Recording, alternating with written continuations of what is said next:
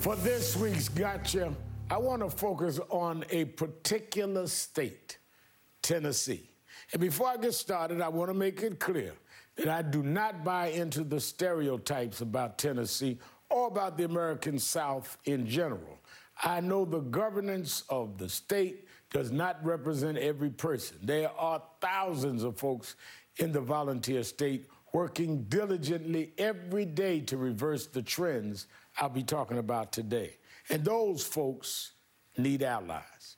Because just this week, in the midst of surging coronavirus cases in the state, and with fewer than 40% of its residents fully vaccinated, Tennessee fired its top immunization official, Dr. Michelle Fiscus, all because she circulated a memo explaining to doctors an existing state law allows vaccinations for minors over 14 years old without consent from parents.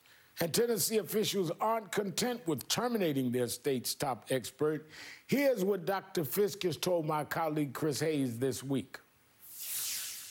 And now has devolved into a moratorium on messaging for any kind of vaccine to children, whether that's infants or children for back-to-school vaccines or HPV vaccines, and even canceling school-based flu immunization clinics scheduled for the fall as a result of the saber rattling amongst some of our legislators. The Tennessee Department of Health responded to these claims on Twitter, saying, quote, "There has been no disruption to the childhood immunization program or access to the COVID-19 vaccine while the department has evaluated annual marketing efforts intended for parents," end of quote.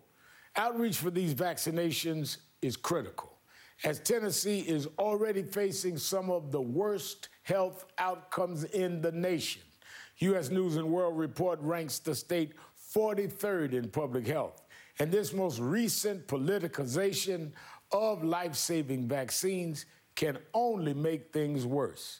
And Tennessee's warped priorities aren't just limited to health care. It's also persecuting individual educators, like high school teacher Matthew Horn, who was fired for signing an essay by Ta-Nehisi Coates and a poem about white privilege that included profanities. Actions the director of schools classified as assigning inappropriate materials and refusing to provide students with varying points of views. To his credit, Mr. Horn stood his ground against this blustering of ill-informed school board members at a hearing. It takes more than 45 minutes to talk about some of these issues, like racism. You can't cover that in one class. And what's the opposite of racism is racism.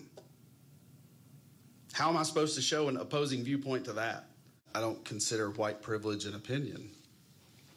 I consider it a fact, just like the Pythagorean theorem or evolution. Just because you consider something a fact don't make it a fact. Here's another fact for the board members who fired Mr. Horn. Tennessee ranks 33rd nationally in education outcomes. Perhaps if there were more teachers like Mr. Horn who speak truth to power and don't shy away from the unpleasant racial history of this country, there'd be vast improvement in the state to ensure that every child gets a fair chance at a quality education and a better future. So Tennessee, you have got to do better. And for the sake of your citizens, their health, their education, and their quality of life, I hope you can get your priorities straightened out, or you'll find that the very worst stereotypes about your state become self-fulfilling prophecies. I got you.